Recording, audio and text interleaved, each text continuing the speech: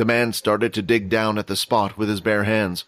Although he was tearing pieces of the ground away, he made it look like he was just shifting piles of sand away. "Hey, pretty lady, are you just going to stand there, or are you going to help me?" the man asked. Erin looked at the floor where the man was digging, and then looked at his hands, which were covered with dirt.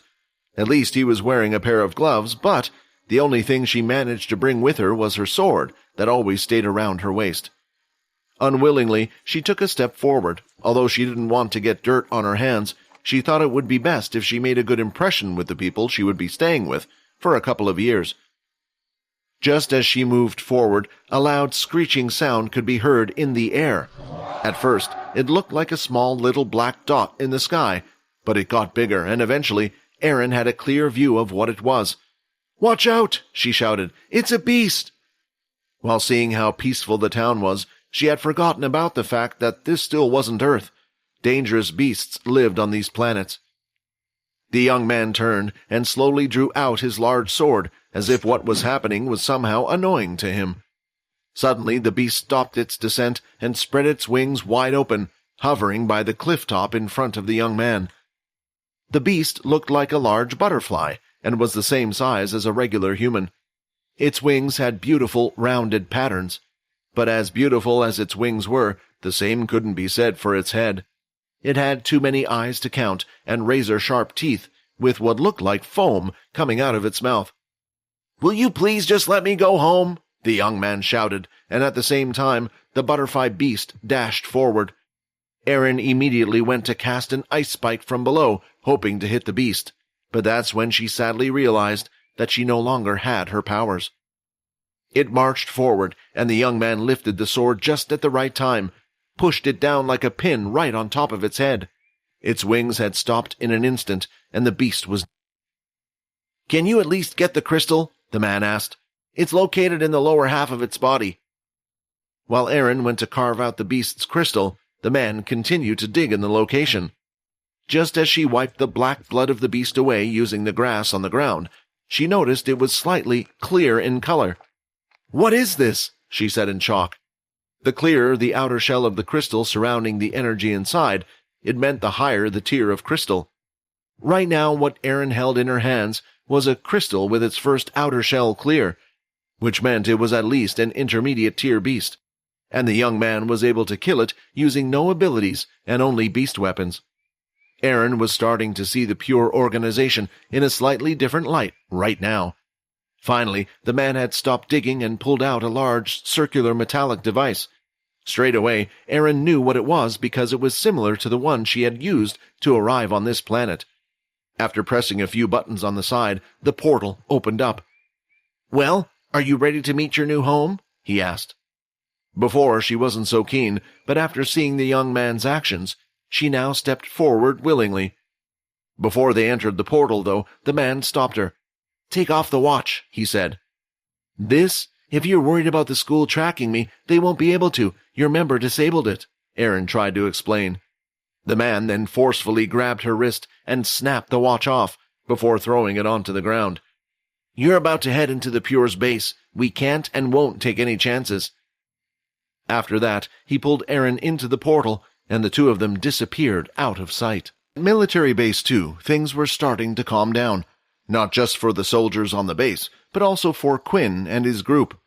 The video seemed to work quite well, and it looked like they had nearly called off the entire search.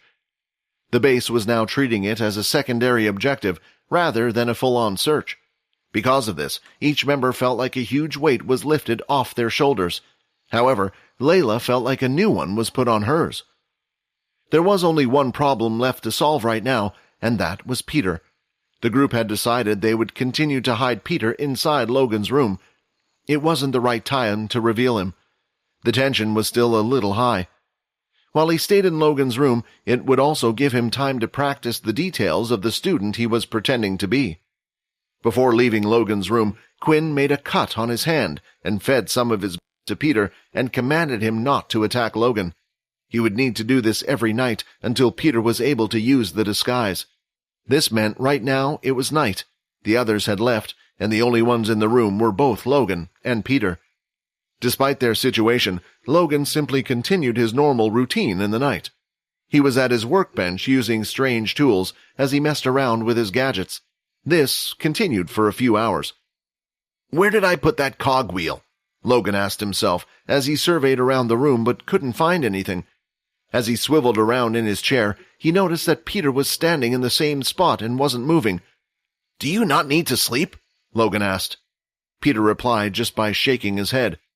"Well, I don't sleep much either." He shrugged and then motioned to him. "Hey, do you mind passing me that cogwheel shape by your side?" Peter looked around for it and handed over the strange device that Logan had asked him for. Without saying anything else, Logan continued to work on his new invention. "Pass me the green glowing circular orb," he asked. "The one on your left, that spinning spiky thing," Logan asked once more, "and that upside-down looking you.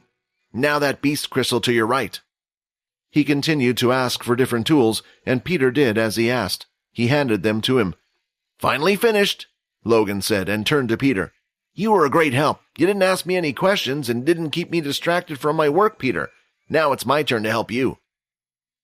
Logan opened up the files which displayed information about the student named Pio Blank on the screen. While the file was open, Logan would ask a series of questions, to which Peter would answer.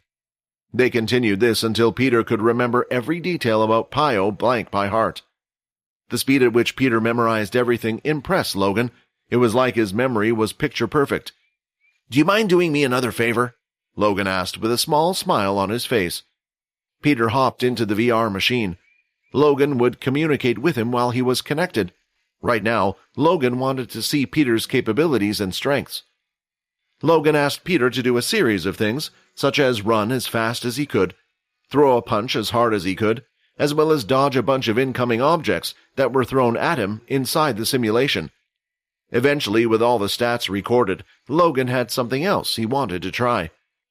"Peter, behind you a pair of weapons will appear. Use them however you wish against the NPC enemies."